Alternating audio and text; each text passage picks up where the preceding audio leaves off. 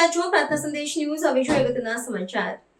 નડિયાદમાં ગાયોની તસ્કરીની ઘટના સમાવી સીસીટીવીમાં તસ્કરો થયા કેદ.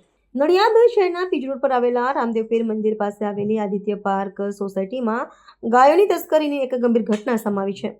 આ ઘટનાના સીસીટીવી ફૂટેજ વાયરલ થતા સ્થાનિક વિસ્તારમાં ભારે રોષ અને ચિંતા ફેલાઈ છે. સીસીટીવી કેમેરામાં કેદ થયેલા દ્રશ્યોમાં જોવા મળ્યું છે કે અજાણ્યા તસ્કરોએ રાત્રિના સમયે સોસાયટીમાંથી ગાયોને બળજબરીથી ખેંચીને વાહનમાં ભરીને ફરાર થઈ ગયા હતા. આ ઘટનાના નડિયાદમાં ગૌવંશની સુરક્ષા અંગે ફરી એકવાર પ્રશ્નો ઊભા કરે છે. અગાઉ પણ નડિયાદ શહેરમાં એક વખત ગાયો તથા વાછરડાની તસ્કરીની ઘટનાઓ બની છે, જેમાં તસ્કરો પોલીસની ધરપકડથી બચીને ફરાર થયા હતા. આવી ઘટનાઓથી ગૌરક્ષકો અને સ્થાનિક નાગરિકોમાં આક્રોશ વધ્યો છે.